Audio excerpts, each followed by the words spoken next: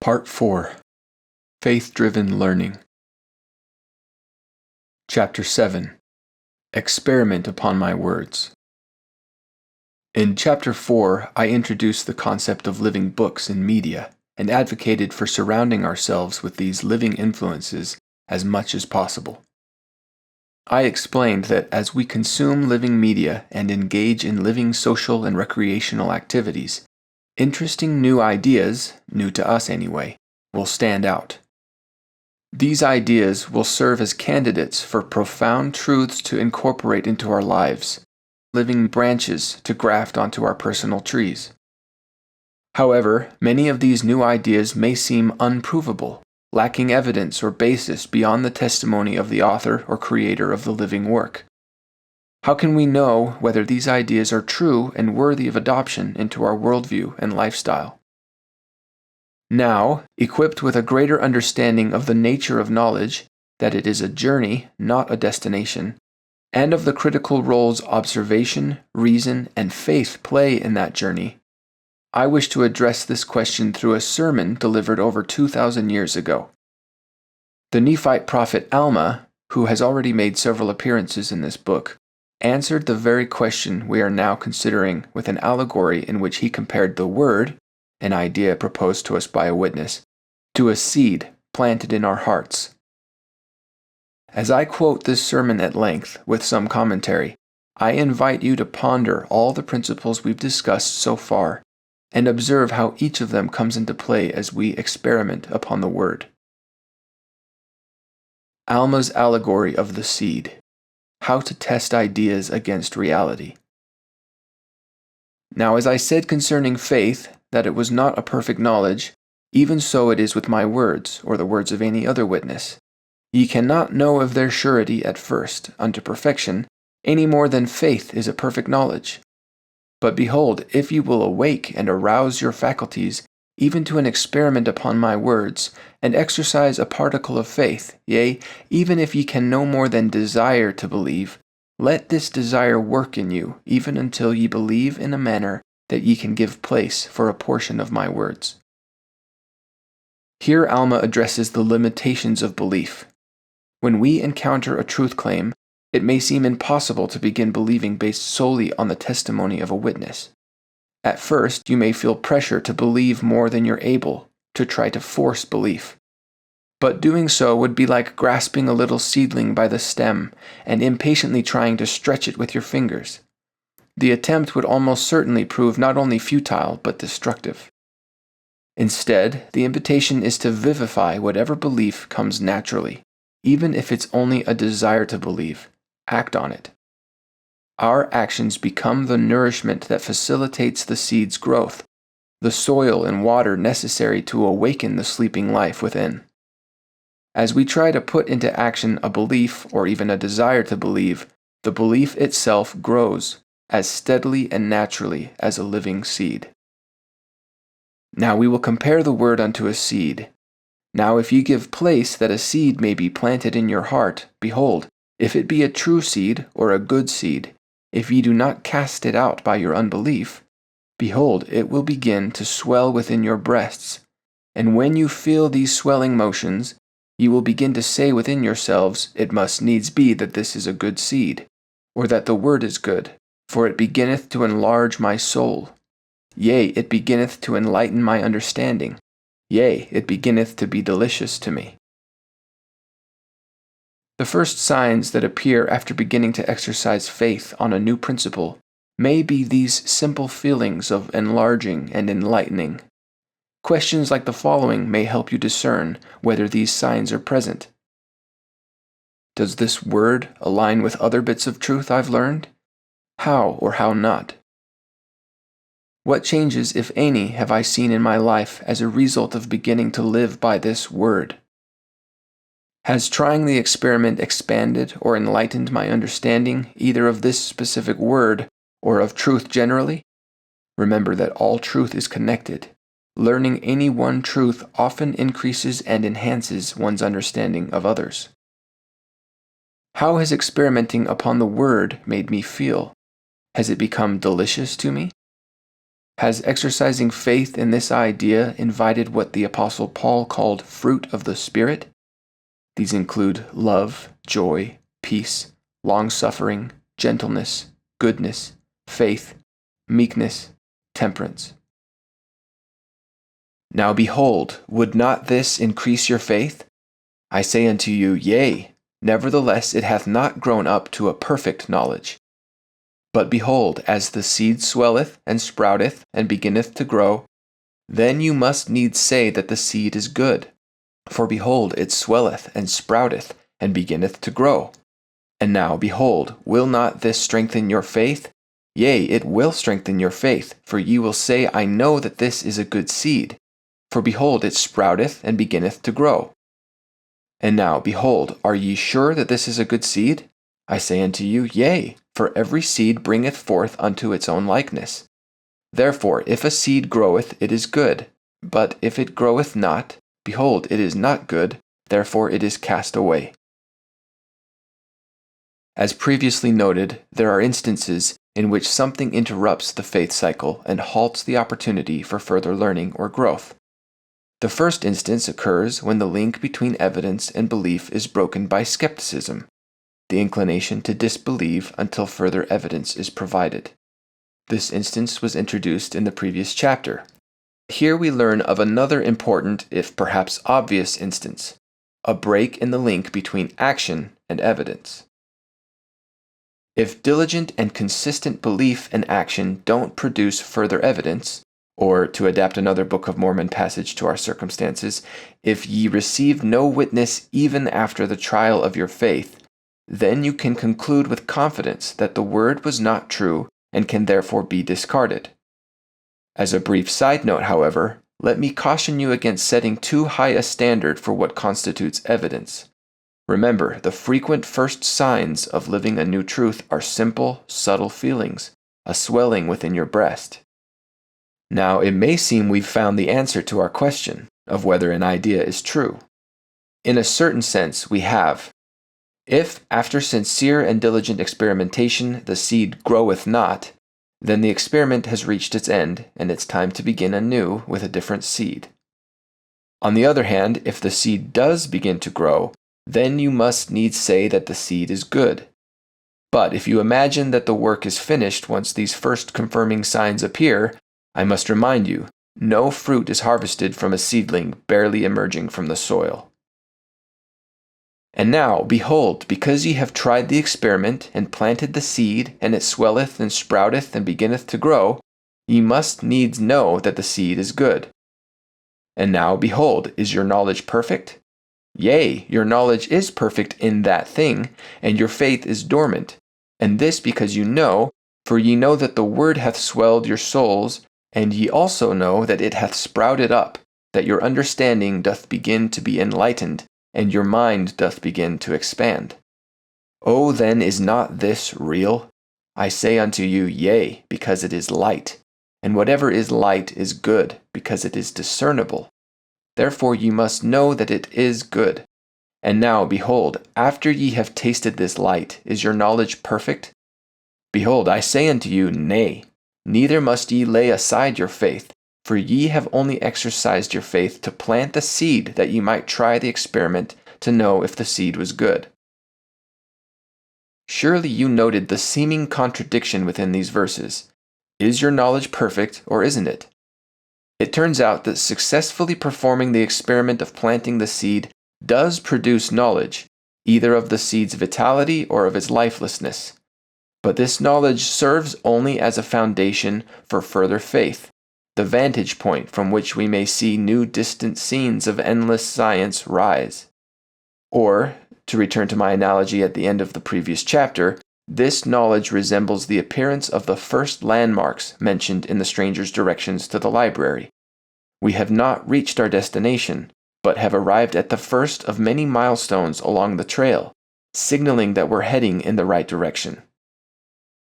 And behold, as the tree beginneth to grow, ye will say, Let us nourish it with great care, that it may get root, that it may grow up, and bring forth fruit unto us. And now, behold, if ye nourish it with much care, it will get root, and grow up, and bring forth fruit. It isn't the end of the experiment simply to know whether the word is good. Such knowledge benefits us only as we apply it in our lives. As we discussed in Chapter 2 regarding dead and disconnected fruit, the degree to which we recognize and live in harmony with correct principles determines the effectiveness of our actions and behaviors, and thus predicts the level of enduring peace, happiness, and success we experience. Merely being conscious of a correct principle will not produce healthy, living fruit in our lives. We must continue to act according to what we have learned. As James E. Talmage noted, knowledge is to wisdom what belief is to faith, one an abstract principle, the other a living application. Not possession merely, but the proper use of knowledge constitutes wisdom. But if ye neglect the tree and take no thought for its nourishment, behold, it will not get any root. And when the heat of the sun cometh and scorcheth it, because it hath no root, it withers away, and ye pluck it up and cast it out. Now this is not because the seed was not good, neither is it because the fruit thereof would not be desirable, but it is because your ground is barren, and ye will not nourish the tree, therefore ye cannot have the fruit thereof. And thus, if ye will not nourish the word, looking forward with an eye of faith to the fruit thereof, ye can never pluck of the fruit of the tree of life. Here we encounter the third instance of interruption in the faith cycle, a break in the link between belief and action. Alma warns us that at any point after the seed has been sown, our neglect can cause it to wither and die, no matter how large it has grown. Unlike the other two interrupters, which typically do their work early in the experiment, this troublesome barrier can arise at any time and in various forms. Curiously enough, Jesus also compared the word to a seed in his parable of the sower. Briefly reviewing this timeless teaching may grant us additional insight into the ever-looming faith killer of neglect. The parable of the sower, insight into neglect. In this parable, it is taken as a given that the seed is good. Therefore, we are assured that sowing and nourishing the seed will cause growth, that evidence will inevitably follow belief and action. Jesus said, Behold, there went out a sower to sow, and it came to pass, as he sowed, some fell by the wayside, and the fowls of the air came and devoured it up.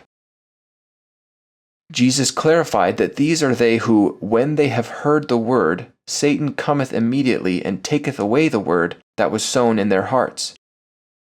In other words, these hearers would not try the experiment, but immediately cast it out by their unbelief. These are the skeptical sign seekers, as we have already discussed, who, by disregarding the word of a reliable witness, break the link between evidence and belief. And some fell on stony ground, where it had not much earth, and immediately it sprang up, because it had no depth of earth. But when the sun was up, it was scorched, and because it had no root, it withered away. These are they who, when they have heard the word, immediately receive it with gladness, and have no root in themselves, and so endure but for a time. Afterward, when affliction or persecution ariseth for the word's sake, immediately they are offended. Here we encounter the first form of neglect. Jesus said that because of the ground's hard and stony nature, it had not much earth. In other words, the soil was shallow. Both this instance of neglect, as well as the following one, in which the word is choked, will be discussed more fully later in the book, but for now I would like to emphasize the reality of what has been called the honeymoon phase, in which our discovery of a new idea, lifestyle, interest, or hobby initially inspires within us an almost uncontrollable enthusiasm and thrill, which then inevitably wears off after a relatively short period. As C.S. Lewis explained, in every department of life, thrills come at the beginning and do not last. The sort of thrill a boy has at the first idea of flying will not go on when he has joined the Air Force and is really learning to fly. The thrill you feel on first seeing some delightful place dies away when you really go to live there. Does this mean it would be better not to learn to fly and not to live in the beautiful place? By no means. In both cases, if you go through with it, the dying away of the first thrill will be compensated for by a quieter and more lasting kind of interest. What is more, it is just the people who are ready to submit to the loss of the thrill and settle down to the sober interest who are then most likely to meet new thrills in some quite different direction. The man who has learned to fly and becomes a good pilot will suddenly discover music. The man who has settled down to live in the beauty spot will discover gardening. We must recognize and anticipate this thrilling honeymoon phase whenever we endeavor to make changes in our lives, and we must prepare for its inevitable passing. Failure to do so may cause us to become addicted to the thrill itself, like the character Toad in the classic children's story The Wind in the Willows, who quickly and rashly flitted from one obsession to the next. First, he tried boating, then camping in a horse-drawn caravan, then speeding in motor cars, leaving behind him an expensive wake of destruction and a collection of big, abandoned toys. If we stick to an endeavor only while it thrills and excites us, we deprive ourselves of ever settling down to the sober interest and developing the deep, abiding peace and fulfillment that awaits us on the other side of the honeymoon phase. To identify and account for this honeymoon phase in every endeavor is to show an advanced level of maturity. It demonstrates the preparation necessary to persevere long enough to see the seed actually bear fruit. Now to the next form of neglect. And some fell among thorns, and the thorns grew up and choked it, and it yielded no fruit. These are they which hear the word, and the cares of this world, and the deceitfulness of riches, and the lusts of other things entering in, choke the word, and it becometh unfruitful. Even after having arrived on the other side of the honeymoon phase and settling into that steady, lasting, sober interest, we must not allow ourselves to slip into complacency or idleness.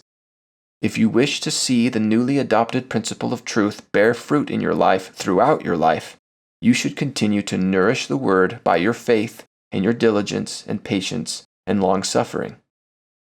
Flashy, shiny, seductive distractions will always appear along the path.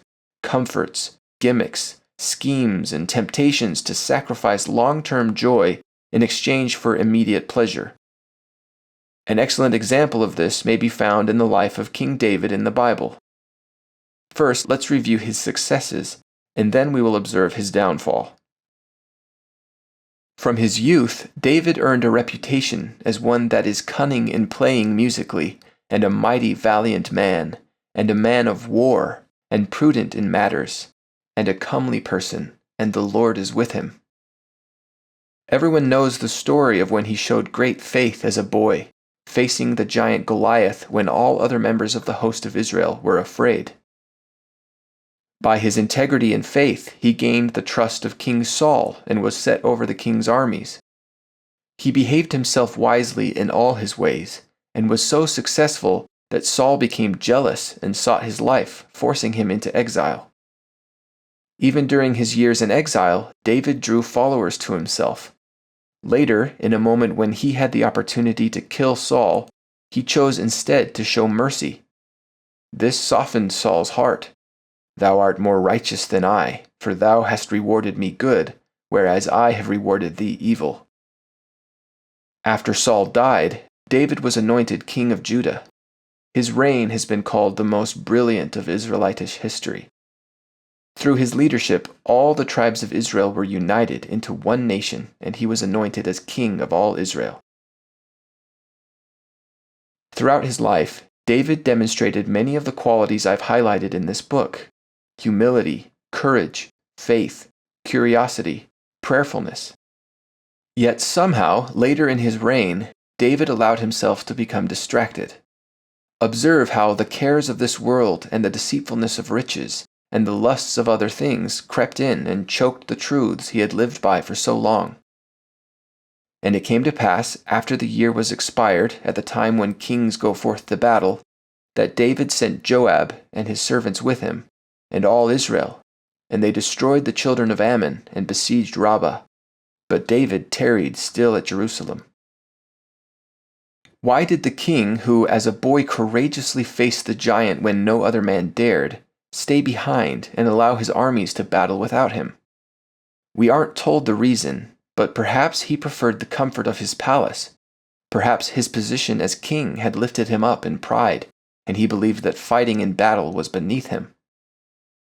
And it came to pass in an eventide that David arose from off his bed and walked upon the roof of the king's house. And from the roof he saw a woman washing herself, and the woman was very beautiful to look upon.